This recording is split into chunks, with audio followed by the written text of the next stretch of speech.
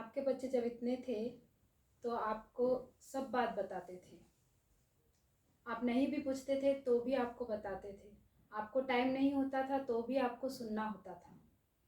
आज आप उनके पीछे पीछे भागते, क्या किया सारा दिन? होता है ऐसा?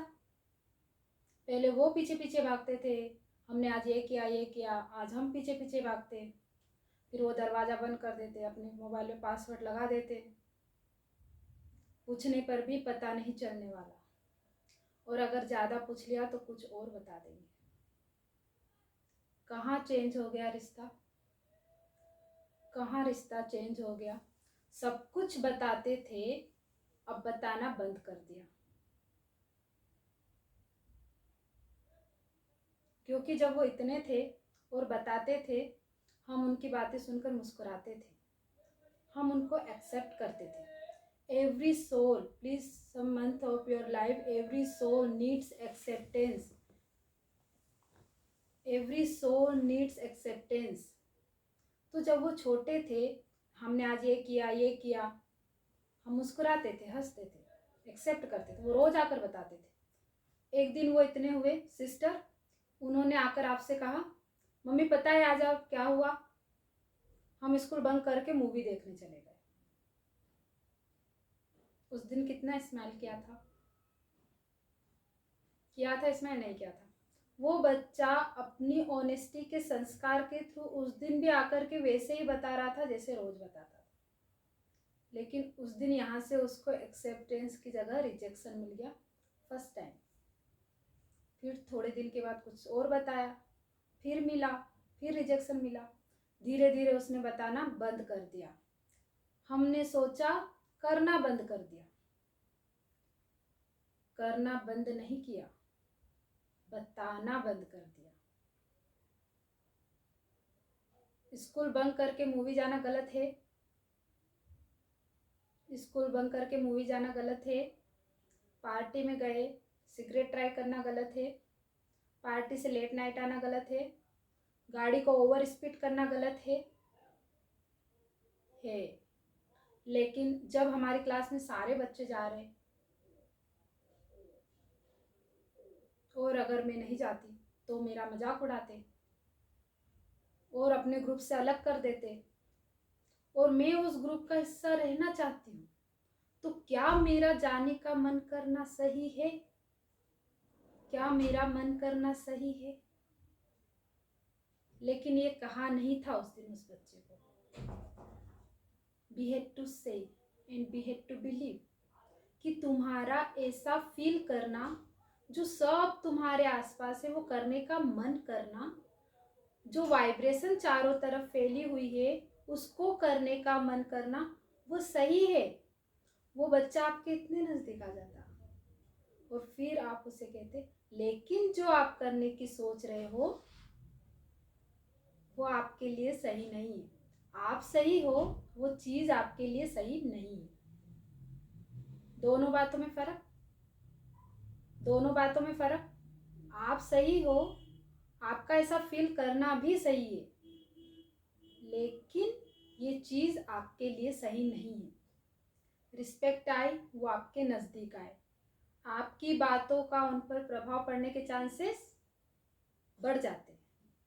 लेकिन हमने कहा तुम ऐसे ही हो, तुम ऐसा ही करते हो, तुमको मैंने ऐसे कौन से संस्कार दिए, लोग क्या कहेंगे, वो इतने दूर चले जाएंगे और फिर बिना बताए बंद करेंगे। आज के समय में अगर बच्चों को प्रोटेक्ट करना है तो there only one way, and there should be, they had to come and tell you everything that is happening in their life, absolutely everything.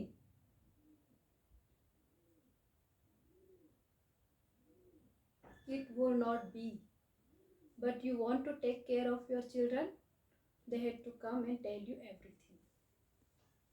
हमारे पास इतने सारे ईमेल्स आती है, लंबी लंबी लंबी प्रॉब्लम्स की, बच्चे की। लास्ट लाइन होती है, please do not tell my parents. और इसीलिए आज स्कूल में बच्चों के काउंसलर्स होते हैं। काउंसलर और पेरेंट में क्या फ़र्क है? काउंसलर और पेरेंट में क्यों फ़र्क है? हम जब स्कूल में थे हमारे कोई काउंसलर नहीं होते थे ना, हमारे स्कूल में कोई काउंसलर नहीं होते थे। आज स्कूल में काउंसलर मैंडेटरी है। क्यों एक बच्चा अपने मम्मी पापा से बात करने की बजाय एक स्ट्रेंजर से जा कर के बात करता है? क्यों? What is the difference between counsellor and parents? See the difference. Counsellor, parent. Counsellor score नहीं करेगा। और सबसे इम्पोर्टेंट बात, अगर आप काउंसलर है और अगर मैं आपको आकर के बताती हूँ कि मेरे से ऐसी गलती हो गई, गलती क्या, मेरे से बहुत बड़ा पाप हो गया, बच्चों से हो जाता है, और मैंने आकर आपको बताया, सुनते हुए आपके अंदर मेरे प्रति कोई क्रिटिकल और जजमेंटल थॉट क्रिएट नहीं होगा, और आपके अंदर ऐसी थॉट क्रिएट नहीं होगी तो आपसे मुझे वाइब्रेशन कैसे मिलेगी? कैसे मिलेगी? Respect and acceptance in spite of what I have done. This is unconditional acceptance. और क्योंकि मुझे वो वाइब्रेशन मिल रही है, I am comfortable telling everything. I am comfortable telling everything. वही बात बच्चा पेरेंट्स को बताए तो क्या शुरू हो जाता है? सिर्फ शब्दों में नहीं, ये वाइब्रेशन बच्चों को पेरेंट्स के पास आकर बात बताने से रोक देती है। फिर उनको मदद कौन करेगा? काउंसलर बात सुन सकता है, पेरेंट्स जैसा प्यार, पावर और ब्लेसिंग तो नहीं दे सकते ना। To need of the hour, every parent need to become a counsellor, which means every soul needs a become counselor for every other soul.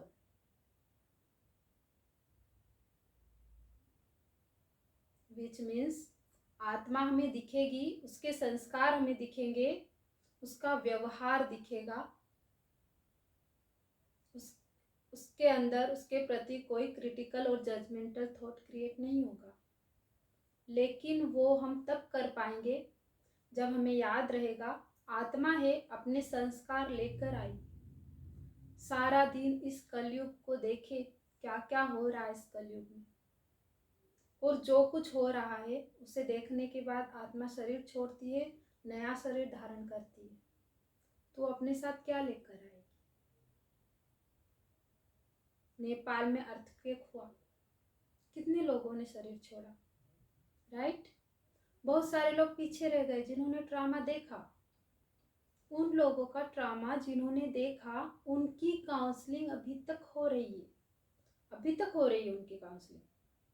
जिन्होंने उस ट्रामा में शरीर छोड़ा, वो किसी के घर बच्चा बन के आ गए। अब पेरेंट्स ने सोचा बच्चा कैसा होगा? परफेक्ट। अब जिसने वो दर्द का सीन देखा होगा, उसने शरीर छोड़ा होगा, वो बच्चा कैसा होगा? वो बच्चा कैसा होगा? उस बच्चे को डर भी लगेगा, वो बच्चा रात को अकेला कहीं सोना नहीं चाहेगा, कहीं जाना नहीं चाहेगा, वो बच्चा शायद अपने पेरेंट्स को बहुत क्लिंग ऑन करेगा। अब पेरेंट्स किस नज़रिए से देखेंगे? बच्चा ऐसा क्यों करता है? क्योंकि उस बच्चे की हीलिंग नहीं हुई, उस आत्मा की हीलिंग नहीं हुई। अब वो आत्मा 5 साल का बच्चा हो सकती है, या आपके साथ काम करने वाला 50 साल का व्यक्ति हो सकता है, जो पास्ट में पेन, बिट्रेयल, रिजेक्शन, न जाने क्या क्या देख कर आया, अब्यूज, एनीथिंग। तो संस्कार कैसे होंगे? तो जो दर्द लेकर आई आत्मा, उसको अब हमारे से क्या मिलना चाहिए? प्यार, केयर। अब ये बच्चा जो ट्रॉमा देख कर आया है, इसके प्रेजेंट के पेरेंट्स उससे क्रिटिसाइज करते, क्या डरपोक है तू? करते हैं ना कभी कभी, क्या डरपोक है तू? तो वो पहले ही दर्द लेकर आया है, उसका मजाक भी उड़ा जाएगा, तो उसकी पावर क्या होती जाएगी? क्या होती जाएगी? और घटती जाएगी, घटती जाएगी, और ये शरीर बढ़ता जाएगा, बढ़ता जाएगा। वो आज 5 साल का है, कल 50 साल का हो जाएगा, लेकिन अंदर आत्मा क्या होती जाएगी? So healer means which will heal every soul.